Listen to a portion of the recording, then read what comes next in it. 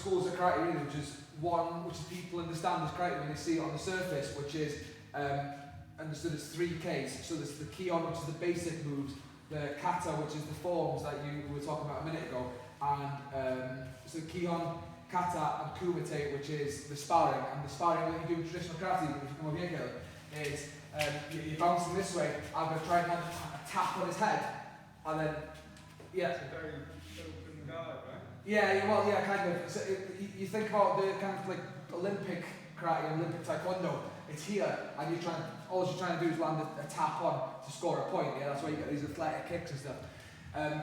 So the key on the basics, the kata, the forms, and the kumite, the sparring, and they're all 3 completely different elements of the karate. The practical karate movement. So you practice the basics. You practice for the sake of practicing the basics. The sparring, you train to get good at that type of sparring. So you aim for quick, light punches, and the kata you practice just to look good, and the explanations don't really make sense when held up to scrutiny, which we'll go into in a minute. But the practical karate, they're all tied together. So the kata is the core, it's the heart of the system. Now kata, for example, we've got the first kata we're going to learn is called Pinan Shodan. You start this way,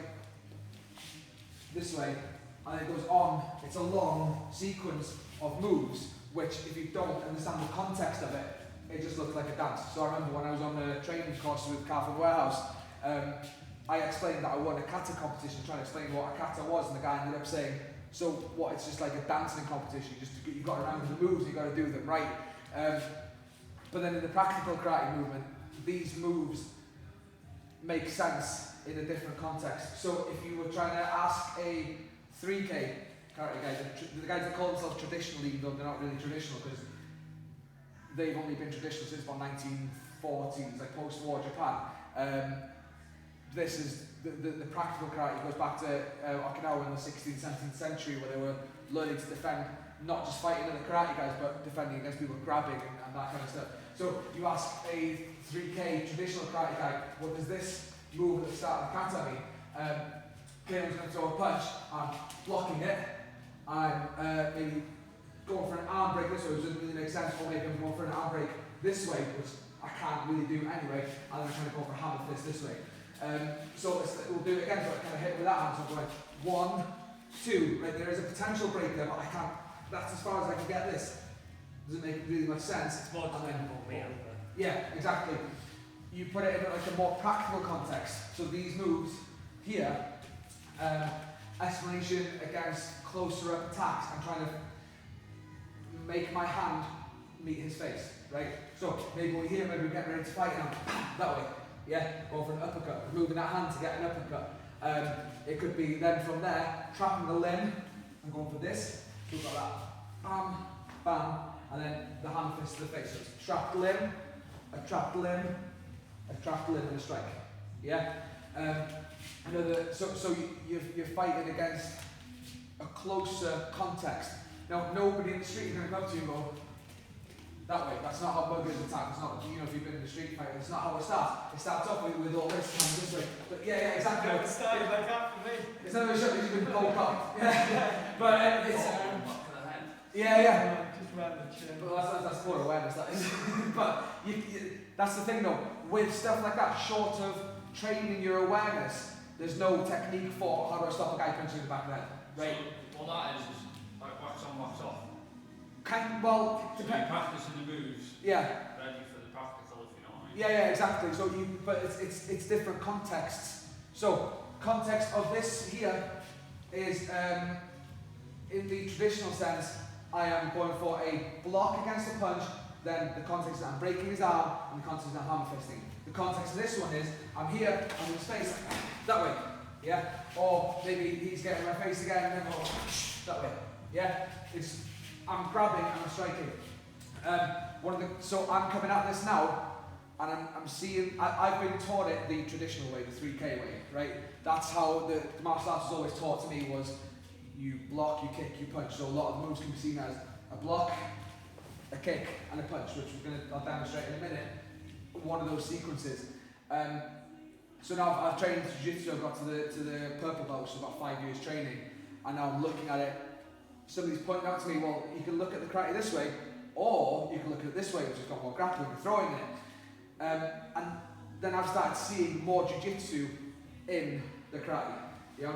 So the thing that I remember is it's a big punch from the waist. yes, right.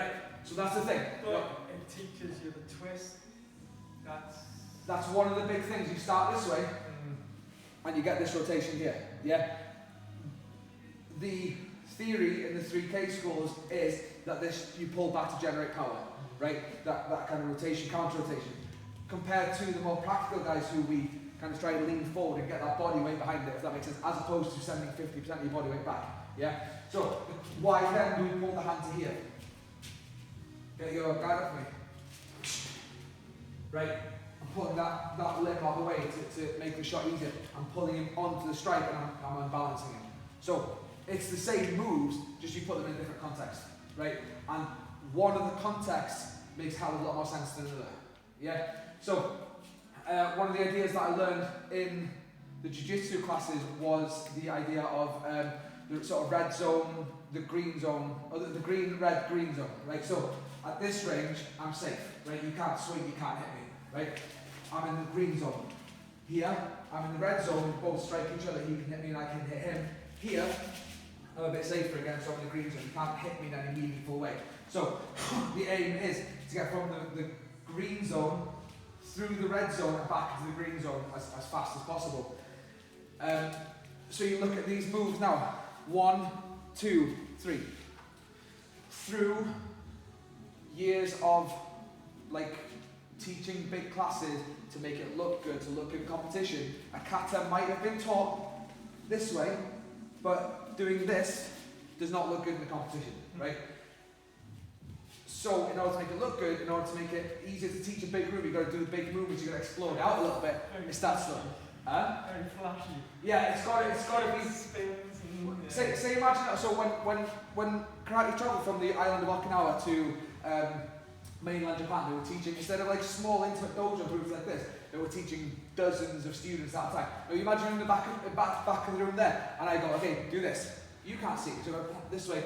So that the movements have become exaggerated over time to look a certain way. So what you're going to do is you look at the moves, and you've got to say, okay, so what if it didn't look perfect, right? So what context can we play with then? One of the natural reactions that we've got, if you throw a strike at me, flinch. Yeah, you know something throws you, first thing you do is you protect the control center of your body, you're protecting your head this way, you're protecting your neck, you're protecting your head. So how can I kind of capitalise on that natural instinct to flinch? I can be defensive about it, flinch, or he can keep coming at me though, right? You can continue that power out. Or I can be a little bit more controlling, a little bit more offensive about it. I'm going from the green zone as Kenan throws a strike into the red zone. See that? Yeah? So, let's get closer once the other person flinch. Yeah, exactly right. So I was demonstrating earlier, there's no pattern of this. No, that's not. If your objective is to go from green zone to green zone, Yeah. why do you practice stationary and just rotate? Because the katas are like the syllabus. So you go to ancient Japan or ancient Okinawa. Most of them were illiterate. Most people are illiterate. They couldn't write down the moves they learned. So I've learned today in my karate class with my instructor, if someone throws a punch, I've got to get him close this way, right? I've got no other partner for context. So I've got to remember it in my head. I've got to remember, how can I remember to learn that? I go, okay, so something to that effect. So it goes on. So I've got to practice stationary because I'm training alone. Yeah? With a partner. It's like almost physical. Again. It's like almost physical. Yeah, effectively, yeah. So the kata is the way of writing down the stuff that you learn without writing it down. Yeah? So if I've trained with a different master, okay, so today I learned maybe a different kata, this one, that kind of move. Yeah? So you remember the move, what's happened over time is the meaning has gotten lost, but the records have stayed. So now we're looking back and kind of going, so we know what the things looked like, we've got clues, and now we're going to try and re-establish the meaning because the meaning that we've been given doesn't make any sense. Yeah? So, again, this is where I'm coming at it from. I'm looking at this puzzle now from having learned jiu-jitsu, which I'll go into more ideas in a second. But if you hold this pad for a second, I'll take us back to that concept I was talking about. The flinch now. So I can either be defensive about it or I can make it offensive. As I project my body weight into it and I give it this,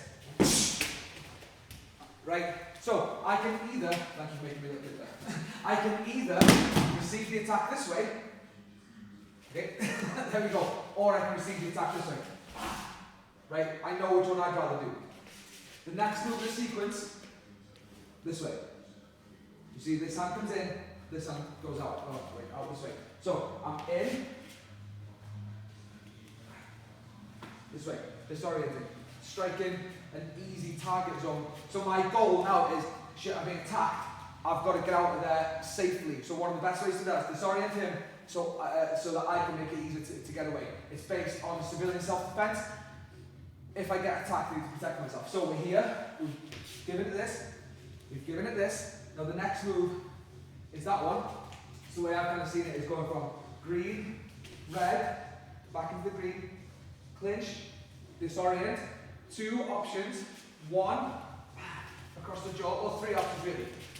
So one's across the jaw, two, disengage, three is kind of a that way about it. Do you know what I mean? So we're going from this to the crash, striking, and disengaging one way or the other. So I'm getting in, I'm doing damage, I'm getting out. I've given it a cute name. Crash, smash, and dash. Crash, smash, and dash to get out there for escape. So we'll go into this sequence in a second, the way the kata did it. I'll teach you the move of the kata. So, Oh, you're doing it. I'm still thinking kickboxing. yeah, well, but that's the thing though. This move over here. So that's another thing. You see these head blocks, right? These moves over here. They can be interpreted as throw a punch at me. Hey, this way. Grab one of them up there. Or yeah, it could be interpreted as framing, right? That works especially well if you're on the floor against the wall. He can't push, he can't break this ball by pushing into me. So I'm creating that distance myself. It can be seen as an elbow. Can also be key, it can also be seen as a strike. Yeah. You pull the arm out, and strike him under the jaw. I thought one of them underneath the nose. Oh, Yeah. Imagine by getting that bam in the forearm.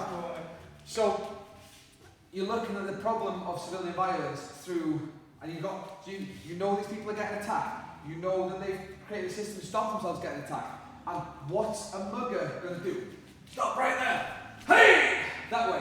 It's not going to happen. Yeah? They're going to get in your face. They're going to posture, give it all that, and that's when the defensive stuff comes in. First kata you learn.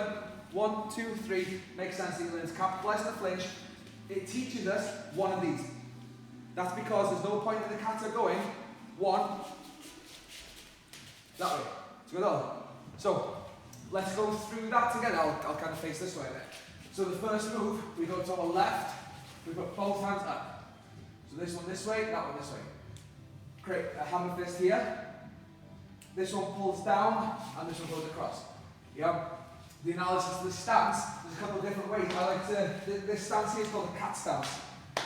One of the ways I like to interpret that one is it could be like a hook this way. Do you know what I mean? And then that way. So when I got my foot here, I could be sliding his ankle towards me, right? Or just trapping his leg a little bit. So let's do it one more time. We go to the side, we smash it, and we push it away, right? We do the same on the other side then. We go 1, 2, then 3.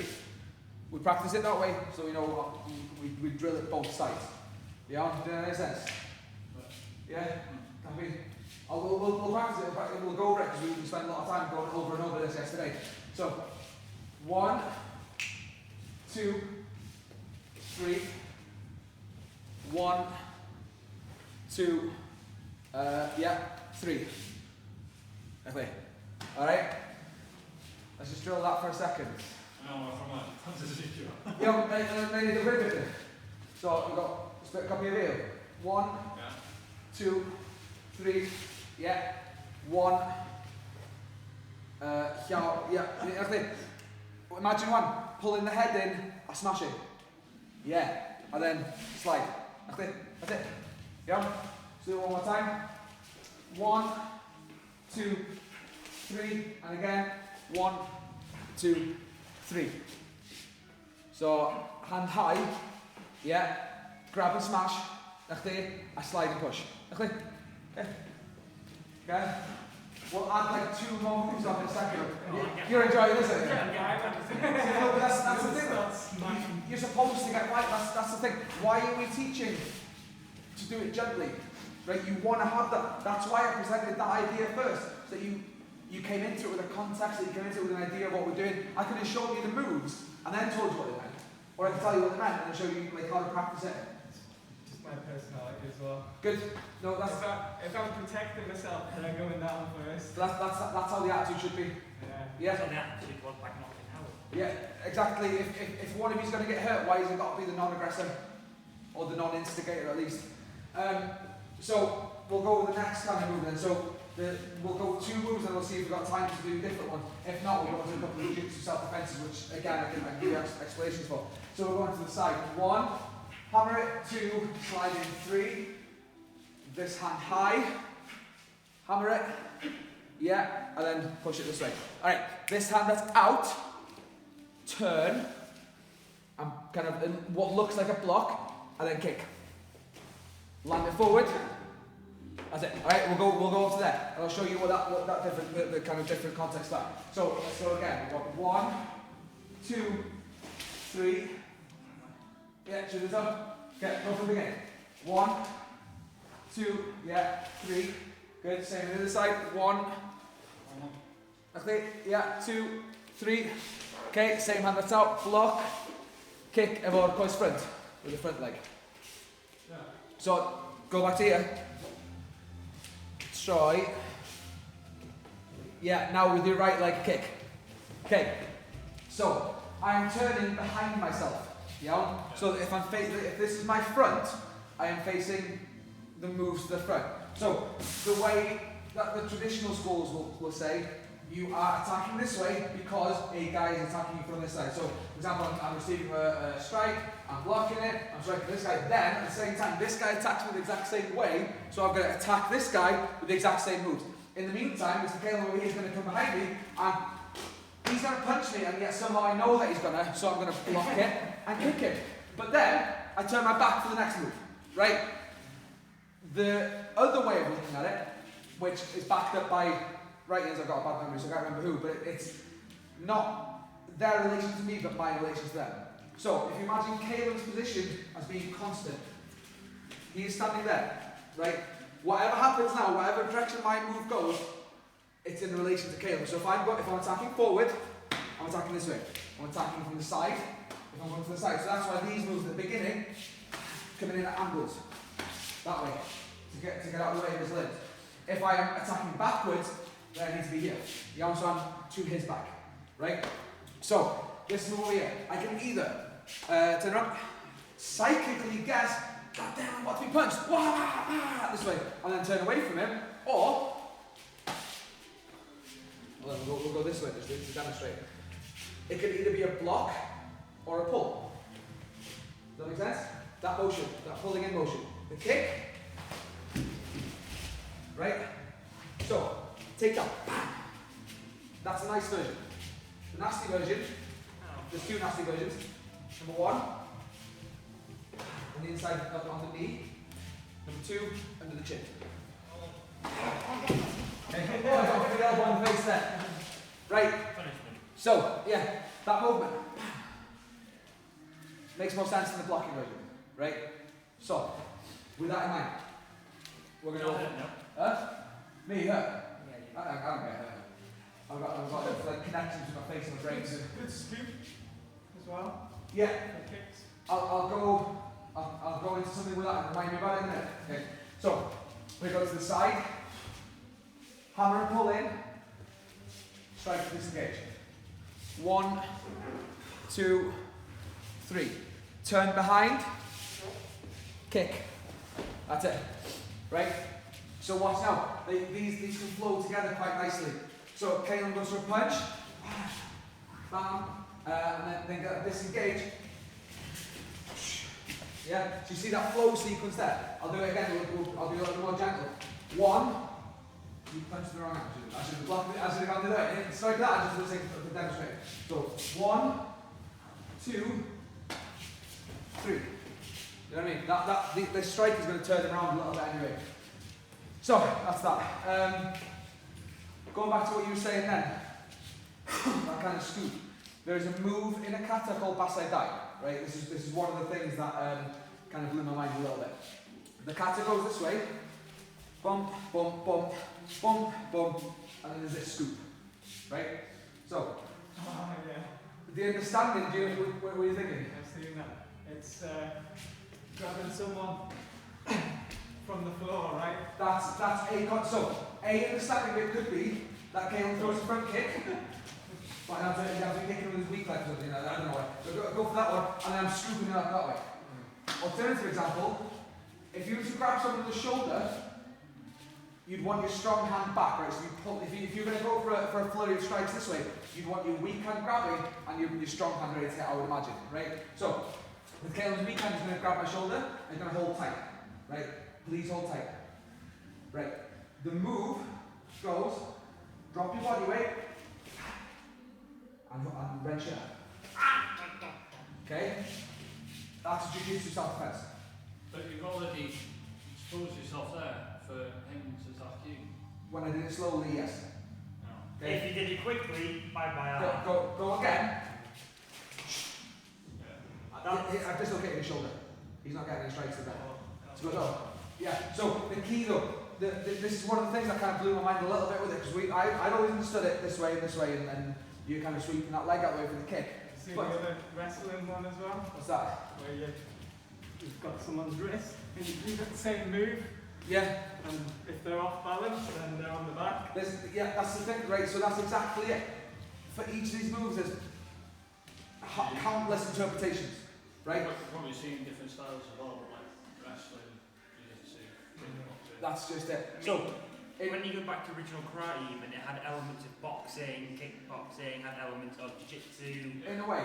Also, The way they would do it back in the old days, if say now I'm an individual, I train my certain way, you're an individual, you train a certain. I might prefer throwing, but I want to get better at throwing. My throws are weak, but my style works all with throwing.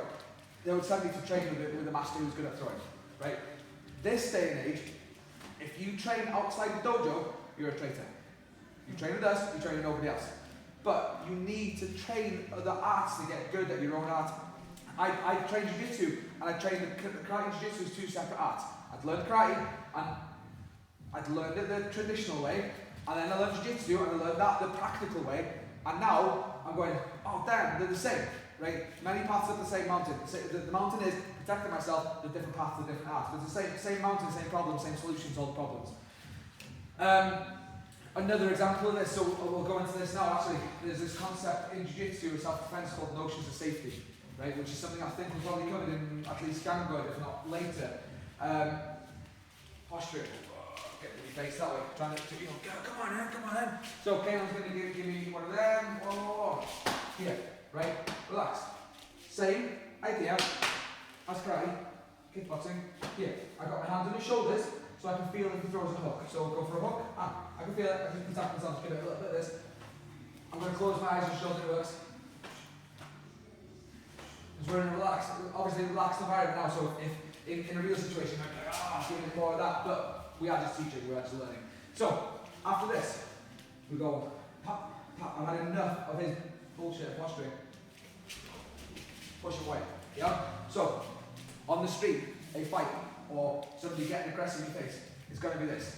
You're there, you're defensive, you're not aggressive, and then giving it that. And there's lots of katas, which is the forms, there's thousands of hundreds at least.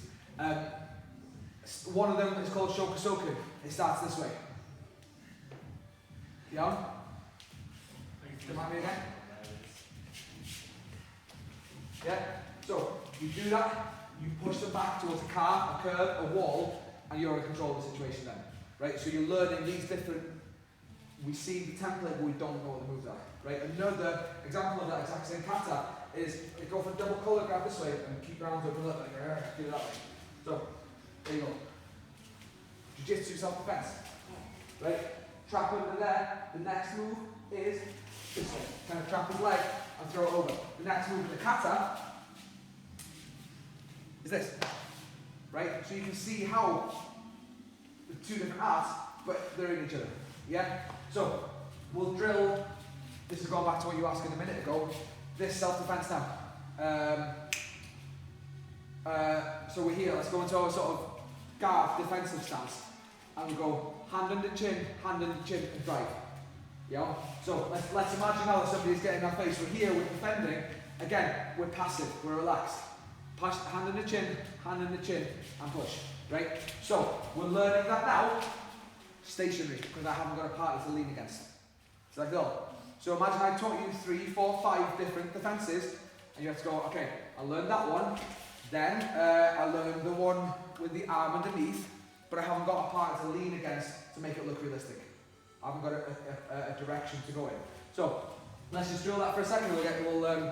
If you've got a partner or a punch bag out at home, you can practice it. So relaxed, you're trying to sort of calm the situation down. We go hand under chin, tuck your chin down and get that boom, drive back that way. Yeah, it's a really good one when somebody gets in your face. Wouldn't need second one. Huh? Second. Yeah. Rather than pushing it back.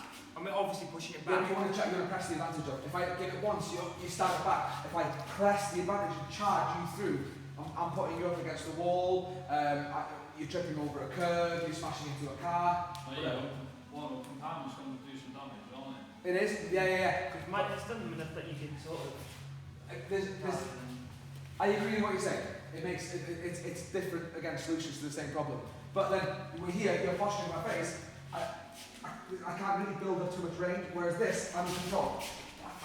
Get out of there. So no, wait till he's balanced, wait till he's tripped over. That's the way I like to look at it. If you think that you can get off multiple palm strikes, then more power to you then. But that's what I've been taught, that's what makes sense to me. I've used it and it works. Not in a fight or anything, but so one of the things that we're going to work on in the classes, preemptive. If you're driving forward and someone's got their head up, they can't do shit. No, once you go in, Yeah. you're going to, And if you're still driving backwards, there's no way to stop it either. no, there isn't, you've got no All you resistance. can do is do that, See, or fall over. farmers, every animals, they grab underneath the chin and pull back. Yeah. That's where they go, yeah. Did you see what? They do it with cows. Yeah. No, but that's you do that, you're duff. There's nothing you can do about it. So that's the kind of lens that we're going to look at it through, right? Through where have I seen that move before? Yeah. So most people, we're talking about the people that I'm talking online now. They're trained in Muay Thai. Some of them do Jiu-Jitsu. Some of them do Judo. They see throws and locks and moves that I've seen it in this art, so it translates to this one. There's another kata called Pinan Shodan, where the move goes, you go to here, and then in like a traditional style, you do a big jump, land, and this way. And the way they explain that is, there's a guy over here with a samurai sword, I'll just pat this guy in the face this way, bam. I don't know why my hand's here, but I'll pat them on the face with it. This guy with the samurai sword is going to chop up my leg, I'm jumping over the sword, landing, for some reason my leg's crossed, and I'm popping him on the nose before I turn my back on him. Yeah, This guy with the samurai sword. the guy with the sword you turn your back to. Yeah. Right. So somebody who's trained with judo people, or if that's a judo guy, or something like that, like, what do you see here? So stand there for a second. I'm going to be gentle, just relax with me, okay? Yeah, see that? Boom. Instead of jumping to make it spectacular and look good in competition, you step, and you block down. Block down. Before him over. Relax, go with me. He's down, he goes down. There you go. And then double block.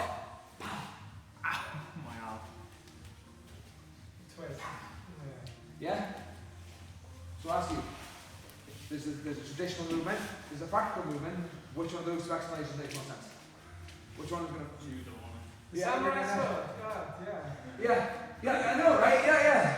But ancient Okinawans didn't even focus on that much. So how many katas are there in total?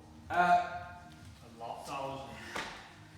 The way we're going to do it, 6. We will learn Yeah, 6. Shodan, Nidan.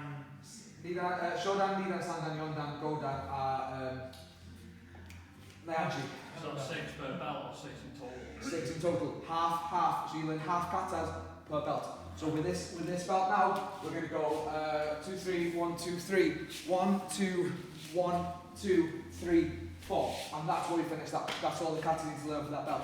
Now the applications for those last moves that I just went over, we'll do them quickly. We'll do because it's a bit of fun. So you're dreading the last application. So let's go from the beginning together. What time are we on? Sorry. What time passed? 10 past. Okay, it's 20 minutes. oh shit. It's an hour past. Stay. I've really got to go work. Do what you gotta do. If you gotta shoot, you gotta shoot. Next time.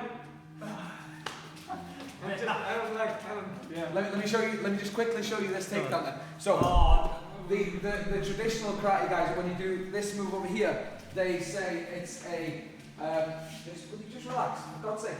Here, stab through, right? So either I break my fingers on this, like whatever you call it, I think the sternum or whatever. Here, or I pierce through it and go boom, boom, boom, boom. Kind of Kalima, yeah. That's some Kill Bill stuff, isn't it? Yeah, exactly, right. Or, on the other hand, same movement. Again, which one of those makes more sense? An R there. You know what I mean? So, I'm either piercing his through what I imagine is the strongest part of the rib cage, or I'm taking him down. Same movement, two wildly different interpretations of it. Could be eyes. Eye strike. Yeah, but it's not. Yeah.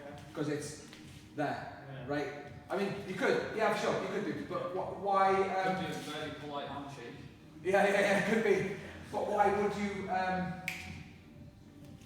Surely, there's other katas. There's one that starts this way, right? There's all sorts of. I've not done that kata, but I've seen it. Like you call it space, right? Kata starts this. I go with it. Clinch there. Why just throw a random hand at his face when I can go for that, for example, or throw him down, for example? The move that precedes that is this. Chop his neck and down that way. So the biggest difference between the two styles is the range at which you assess them. Okay, so I'm either at this range or I'm at this range. Right? I'm either at this range or I'm at this range. Make sense? Which range is Mugger going to be attacking me at? Which range am I going to realistically be in a fight? Fights don't go that way. If they start this way, they're always in your face. A Mugger's going to get in your face. They're going to. I don't know, I've never dealt with a Mugger, but do you know what I mean? Like, no combat is going to start at this distance in real life. I'm not good. There is no. Yeah. There's no chance that you'd even be aware of it. No, it probably might be one of these. Pure surprise attack. Give me your money. Do you know what I mean? Yeah. So you can look at it at a sensible, it's my opinion, sensible fighting range. The range that jiu-jitsu happens in, the range that any non-sports-based fight happens in, or you can look at it from the range of overly ruled sports fights, like too many rules that there's no flexibility to it. That's fine.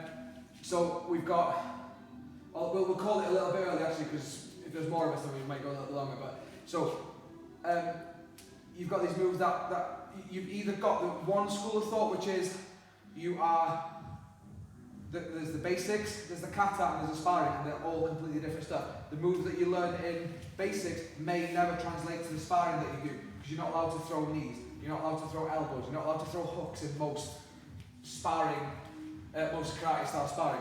And the kata is done just for the look of it, or with these weird explanations. Or you can look at it as in the three of the things work together, right? The kata is the core of it and the syllabus. The basics revolve around the kata, so rather than just practicing these moves in the air, we practice the kata, and then we have drills with pads and partners, which the basics would be me and Caleb taking turns to do this. Me and Caleb taking turns to this way, yeah? And the striking, not with the aim of looking good, but with hitting hard, yeah? And that the sparring then takes all that into account as well. So for our first bout in karate, the sparring will take place this way. It's something called pumping. Switch legs for a second. So we'll be at this range, and it's about getting comfortable grappling and trying to go for a dominant grip. Just relax and let me do it for a second. You go in here and here, try to go for like what's called a cinturado, like a belt grip. So if you just completely relax for a second, that's the aim. Pull in and push forward. Yeah. So this is getting us used to grappling. So now I'm going to try and go into here. Okay, I'm going to try and go into there, and we drill it this way. We switch sides. But the aim of it, just to get used to grappling, is you try to go for that grip, and I'm going to try and go for that like bare head grip as well. Ready? Let's go.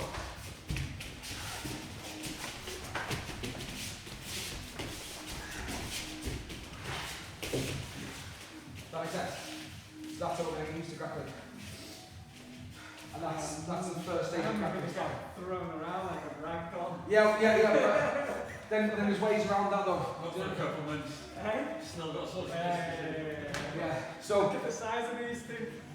It's like But that's just that's the difference between the two styles, or the two understandings. Fundamentally, those, you know what me and John are like to go plant our feet to sort of the battle of wills. Yeah. Whereas against you, you might be a lot more tricky, sufficient stance, a lot more. Yeah, but there's the thing though, right? When you do push-pull stuff in Push-pull stuff. So you're advanced. Yeah. That's all. So that's take down the stuff. Yes, we're gonna get into that kind of stuff after a while. But just think, nobody is used to being at this range yet. Yeah. So we're just getting the idea of like feeling your opponent's movements. Yeah, because one of the biggest lessons that I learned from jiu-jitsu was do it with your eyes closed. You learn what stuff feels like then. Yeah, same goes for karate. This is an interesting experiment. I'll show you. I'm sorry, I'm going longer than I thought it would be, but give me your hand for a sec. Right, what you're gonna do is just move your hand this way, and I'm gonna try and hit it. Okay, that's all you're gonna do. No, you can grab it. Okay, so move, speed it a little bit. Try not to let me hit you. Right, that's using just my eyes. Okay, go again.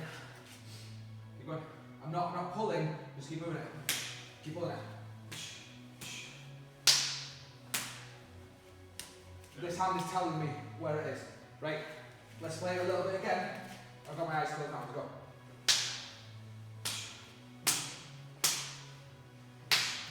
I shouldn't be more successful with my eyes closed than I was with my eyes open. Does that make sense?